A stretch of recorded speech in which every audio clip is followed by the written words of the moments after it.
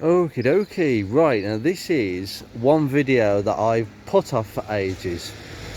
I was meant to make this absolutely ages ago, and I didn't. And it is the common problems you will get with the control blade rear suspension. Now this is an awesome suspension. They designed this suspension specifically for the Focus in 1998, and it carried on through the Mark 3.5, as they call it, the Mark 3 facelift, until what, 2017. So a very reliable, long-lived suspension, and I don't think Ford ever really came up with an idea of replacing it as such. I mean, I know on the Mark IV now they have a torsion beam suspension as standard on most models, and on the I think on the upper models, like the high spec models, you get some sort of independent rear suspension but not control blade. So I don't know what that is, so it's something completely different. It isn't the control blade, I can absolutely assure you.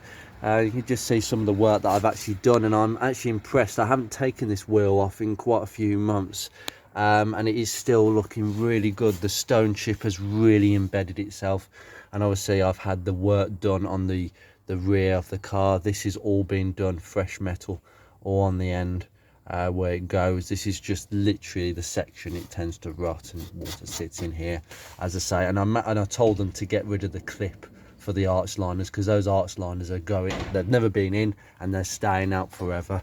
And I've had the patchwork done in the usual place, nice and fresh. They do tend to go a bit funny around here, so I might have to have another plate put in around here. And it's going a bit funny here as well. To be honest with you, if these rot out, I'll just have it cut all the way down here, because these are useless. They're just for the arch liners. Anyway, back to the Focus. Literally the focus of this episode.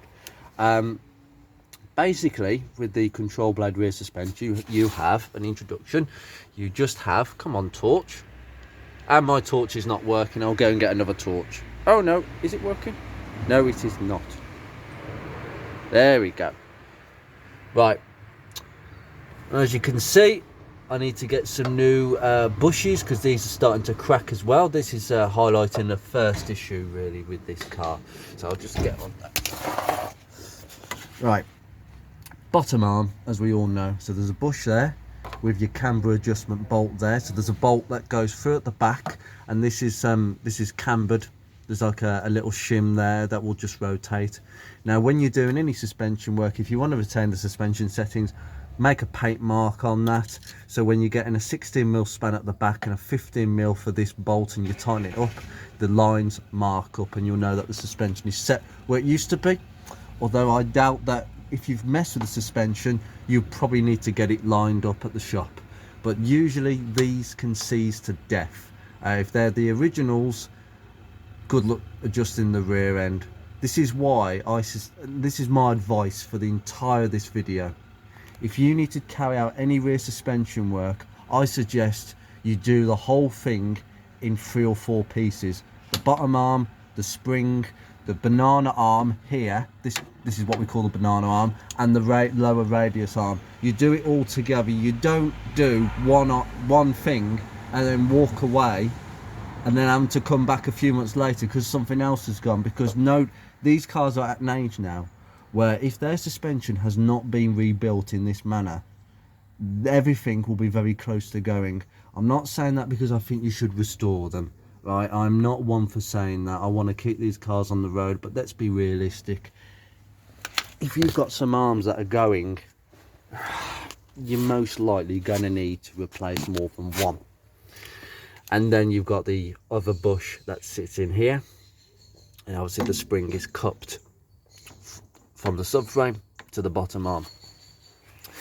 Then we have the banana arm. This is what we call the banana arm because of its shape.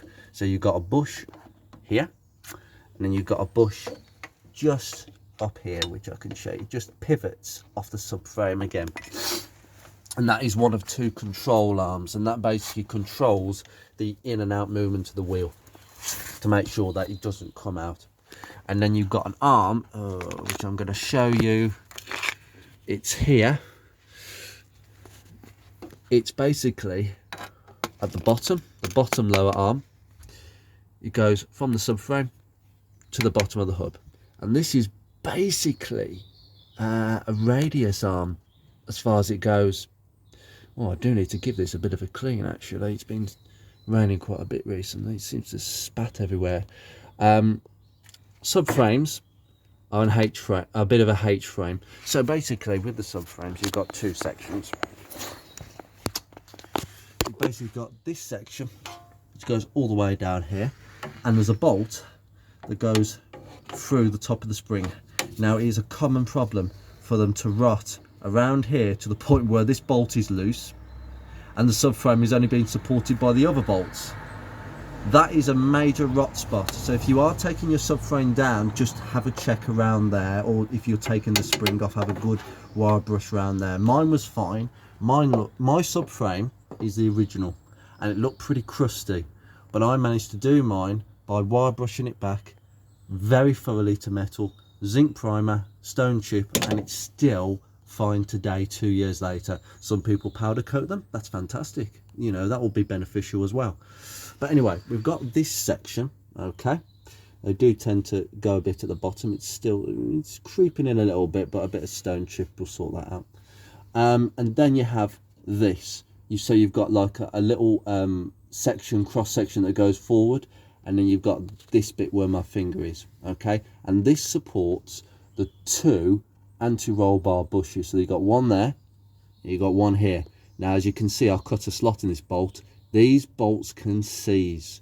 Please, please, please make sure that you unseize them with fluid and a wire brush to make sure that you're getting good contact in the socket. I was struggling. I managed to get it out and change both these bushes. Secondly, guys, anti-roll bars. People change these bushes. Now, these can go quite frequently. Even, I mean, the bush on this, I mean, it's only 2 years old, but the rubber is not very good, so I'm going to have to look at sorting that out. Look at that. But basically, people change these if they get a knocking sound, and usually it is. Usually if there's a knocking, a clunking, it's these bushes. I've seen them where they just snap the actual bolt thread. That it's literally a bolt that goes through with 2 little bushes. The bolt can snap when they get really old. But people do not change these bushes. And these are not ridiculously hard to change, I can tell you. They are not hard, okay? You just need to be aware of the bolts, okay? I would definitely change these bushes because they can make an awful lot of difference to the anti-roll bar system. You might be able to change these and they'll improve the cold, get rid of the knocking that you're hearing. But these will improve the overall feel of the bar and the stiffness. I mean, it's not an anti-roll bar if it's not stiff. If these bushes are gone, there's no point in replacing these, is there? So you've got to be kind of aware of that. Other thing, these bushes, if this arm is the original, by the way, they'll be pretty rusted by now. That will be seized, as I said before. These bolts will be seized in the bushes. You will have to cut this out. Now, I was really lucky with mine. I managed to actually get mine out without having to cut the welded bolts on the subframe, because it's a welded stud. If I just bring you over to the other side, I'll just show you. There we go. There's your welded bolt on the other side. Okay, you have to cut that off. Okay, so you see a little bit of weld there. You have to cut that off, and then you'll have a bolt kit. So you have a bolt and washer kit that will replace it. Most kits will actually come with that, actually. But yes, they'll be seized completely in. And what my recommendation is, I know it sounds stupid, but where it goes through the bush, copperies, and where it threads into the bolt on the other side, where it's the welded stud or the bolt and washer kit that you've got, Loctite. I know it sounds stupid, but put Loctite on the threads and copperies on the shaft that goes through the bush, and that way you know it's tight, but it's not going to be seized into the bush if you have to take it out.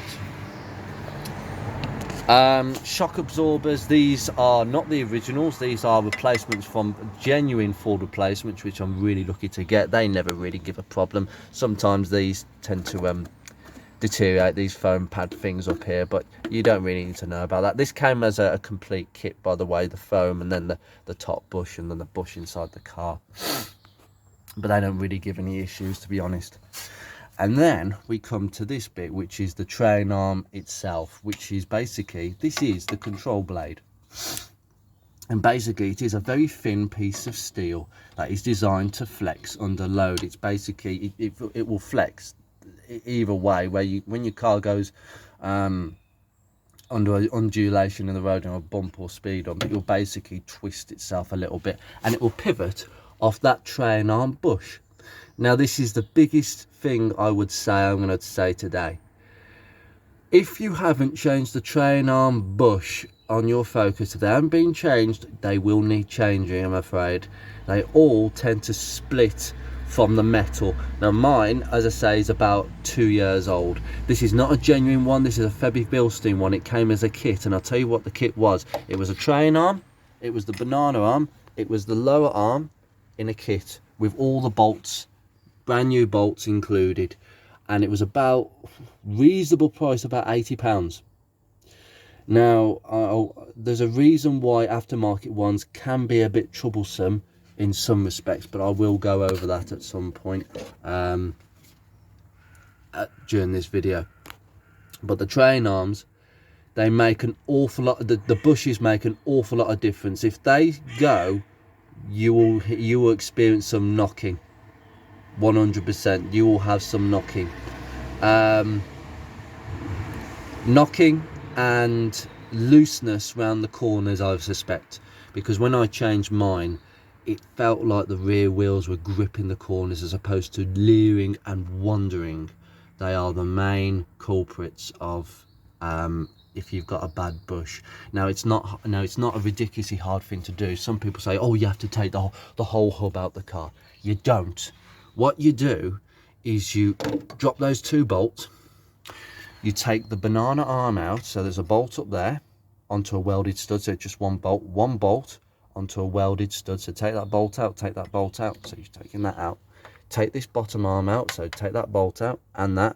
Now lining them back up is difficult, I have to say. You need a jack sort of under the hub to line these bushes back in to get the bolt all the way through and get him into the threads. That's the hardest bit of this job.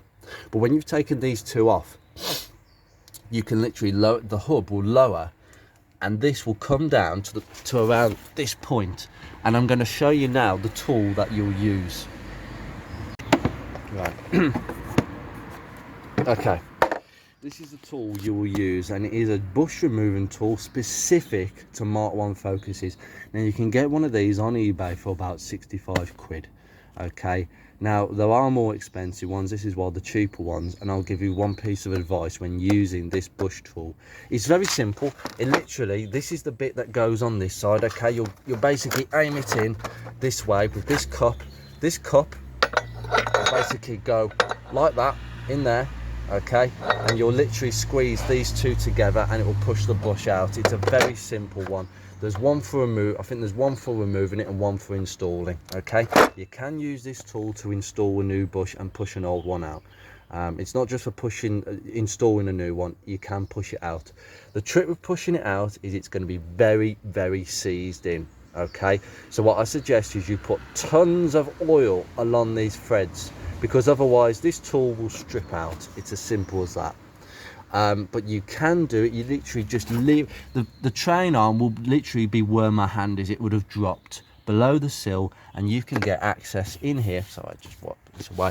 You can literally get access in here. I mean, I'll just show you. You'd literally just be sitting with this like this. Okay, the train arm will be pretty much where this cutout is, and you'll just be winding it in like that in situ. So you can do it. It's a common thing where people will probably, you can like loan this out or whatever. People buy them and then they either buy them, do the job and say, well, I'm not going to use this again, I might as well just sell it on. or they rent them out. Personally, if anybody's local to me and they need to use it, I will give it to you for the cost of £50, and then you get the money back when I get the tool back. It's as simple as that, like a deposit. I have done that with 2 other people local to me, so it's a tool that you can, if you're a Mark 1 enthusiast and you've been around these cars for years and you want to be around with these cars for years, then I suggest you get this tool. You probably already have anyway, but that is basically how you change that bush. You don't need to drop the whole blooming subframe or the whole hub. It's ridiculous.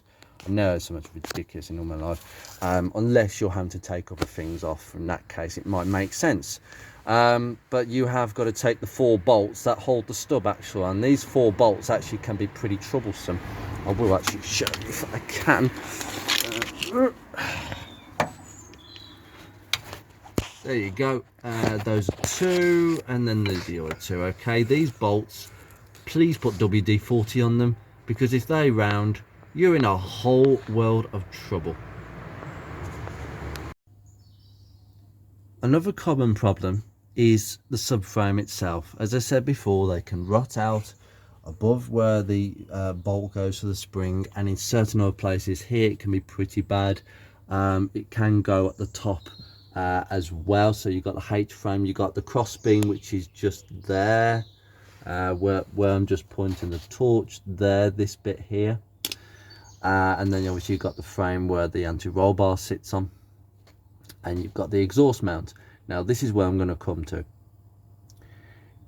Mark 1 and Mark 2 subframes are completely identical. So if you have a rotten Mark 1 subframe and you're in a position where you can't really get another Mark 1 subframe because they're all going the same way, a Mark 2 subframe will fit very nicely and without modification. But Mark 2s are getting on these days, so you may want to look at something a little bit newer, unless you want to do a load of work. I've just noticed a load of blooming chips again. Honestly, stone chip or stone. Yeah, it is stone chip because it's chipping straight away. Yeah, Mark 3 subframes though, as much as they are younger, newer, they will need a modification. You see that exhaust mount, okay, on the subframe? It's actually yeah, so basically it comes off the back end of this H frame and then it goes up to that mount. Okay, that is in the wrong place on a Mark 3. It's somewhere over here. It's completely in the wrong place. So what you do is you have to find somebody who can cut it off and weld it in the correct place it needs to be for Mark 1 here. That's the only modification that you need to do to fit a Mark 3 subframe. Apart from that, it is fitting and bolt on, because this suspension just never changed, which is fantastic for us owners. So that is just something to be aware of. In terms of bush longevity, these bushes rarely give any problems, and neither do these. Usually the arms just get really rusty before they start moving. I mean, the old arms that I took off were, oh, the bushes were okay actually. And this is the next thing I'm going to come to. Ride height. Now, in the manual, it does say specifically about setting the ride height, which is between the top of this subframe, and I believe you have to take this stopper off, the bump stop, and the bottom of this subframe, or the stopper on this bump stop. Okay, there's about a ride height of about 120, which is the standard ride height for Focus. Now, what you do is you get a wooden space, so you like a piece of skirting board or just a piece of wood that length. Now, this is a common thing that people don't realize about the Mark 1 suspension, and it's very clever. The spring height in pretty much every other car dictates the ride height. So if you want a lowered height, you get a lower spring. In a Focus, that is not necessarily the case. Now, all these bushes, right, they are designed to hold the suspension in a certain ride height. They can move, and they are designed to move and flex just a little bit with suspension movement. But ultimately, when they are torqued, when these bolts are torqued, these bushes are set in that position, and they are designed to hold the suspension in a certain ride height. Now the procedure for setting the ride height is as simple as follows. You slacken off the top bolt here, this bolt, that bolt there, 4 bolts, 5 bolts and 6 bolts. You take all them 6 bolts, because then if you slacken them just a few threads will do. If you do that, then all the bushes are loose, they're free to flex. It loosens them off a little bit. Then what you do is you put a jack underneath this bottom arm and jack it up until you've got the desired ride height that you want. Ignore the spring, just the springs in situ, just get the ride height. Now the manual says to do this you've got to remove this spring, but that means you've got to remove that bolt, because that's the only way for me to get the spring out. The only way you can get that spring out without taking that bolt out is by basically, I've seen a few ways of people doing it down the years and I think they're all deadly dangerous. I really wouldn't recommend it. But the best and safest way is if you've got some hydraulic spring compressors that can literally latch on, clamp them, and then you slide it out. Yeah, that's fantastic.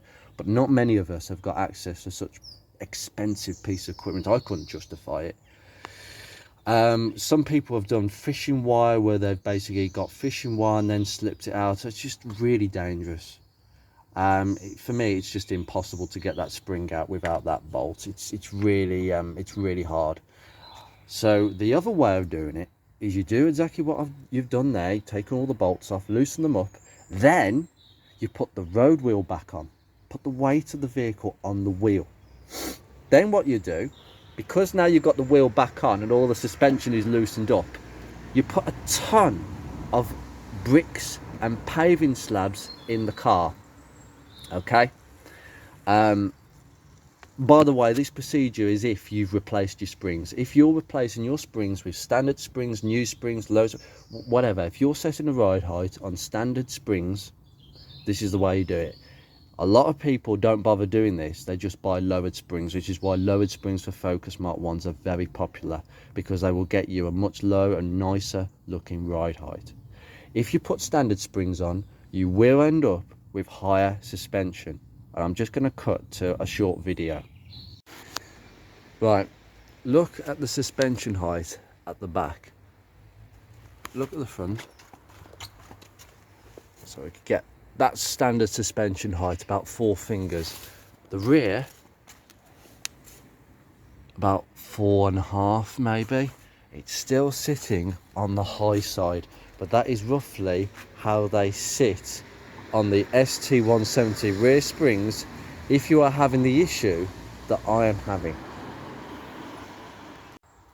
But the problem was, as soon as what happened was I put all the weight in the boot, the car lowered itself, it looked good on the wooden block on my spacer, and then I basically torqued all those bolts up quite difficultly, but I torqued them up to 115 Newton meters. That's the torque setting for all those 6 bolts, every single one. Then I took the weight out of the boot, and what happened is the ride height went back to how it was before, and I'm scratching my head. Now the only conclusion I have is, like I said before, these bushes, these arms are all aftermarket arms. Now it could be that the bushes are just not strong enough to hold the suspension in place, which is exactly what's happened. The original arms must have strong enough, that the genuine Ford arms must have strong enough bushes to hold the arms in place, to hold the spring in place. I know it sounds mad, you know, 6 control, basically 3 control arms, 6 bushes being strong enough when torqued down to hold a spring from decompressing. I know it sounds ridiculous, but that's how the suspension works on these cars. That's why Ford stipulates the design ride height setting as a procedure. So basically I was left with a situation where my car is sitting high, it won't decompress, the bushes will not support the ride height. What do I do about this? I had to fit, I had 2 options. I fit low in springs, which could be too low, and then in the case the front looks too high, because I want it as standard. Most people modify Focuses for this reason, because it is just easier to lower them, and they look really nice lowered, don't get me wrong. And I considered it. I considered 40mm, 30mm lowering springs quite low. 40mm is what I was looking at. But then someone said, don't do that, just get ST170 rear springs. They're black, they look almost identical, they're a slightly firmer fit, which I have felt, they are slightly firmer, and I quite like the feel. The difference, however, with ST170s is the dampers, the shock absorbers. They actually create the difference. They in combination with the springs, make an ST170 a slightly different animal. But basically, I bought ST170 rear springs off the hatch. They are 20mm lower than the Zetec standard springs, okay, and it brought the ride height down to pretty much what it should be. And as I showed you in that little video, that's how it should be. So yeah, this was a real headache and really frustrating. But try that procedure. If you want to lower the ride height, just slacken all the springs. If your bolts aren't seized and you've changed your arms recently, just slacken them all off. Do that procedure, put a load of paving slabs in the boot, and see if your suspension holds it. Because just because mine can't doesn't mean yours can't. They are very different in terms of individuality. So just give it a go if you're struggling. And there really isn't more that I can really say about this rear suspension. It's just so compact. It's such a brilliant suspension. There's absolutely, I mean, apart from the fact that everything seizes onto it, which I've seen people take entire back axles out and replace it with all new gubbings, so they get a new suspension and new arms, new springs, new everything basically, apart from the hubs. It is a difficult challenge. It is something that puts a lot of people off, but once it's done, look at it. This is what the result is. I did this suspension about 2 years ago and it still looks fantastic. I mean, it is so compact. I mean, if you look at the Rover, this is what we call a trailing arm. I mean, look how thick that is. That is huge. It takes up so much space. I mean, the Rover suspension is independent. So you've got your bottom arm onto this, well, it's not a subframe actually, it's part of the car, this bit, and you've got your bottom arm and you've got your train arm that goes all the way forwards. I am going to give this a bit of a rust proof. It's getting better slowly, and yeah, as you can see, new rear calipers, a bit of a spoiler for what's coming. At the time of this video, that has been done. But yeah, I mean, it takes up quite a lot of space, this does, whereas the Focus suspension is all nice and compact, and it doesn't take up much room, and it just is it just transforms the car into an average bumper box with like torsion beam. Basically, one wheel goes up, they both go up suspension, that sort of thing. So I hope this video has been of some use. I hope that you know, I think once you start taking these the suspension apart, you start to understand how it works a bit more. So I'm going to leave you here with these thoughts. Take care, guys. I will see you very soon. Bye bye.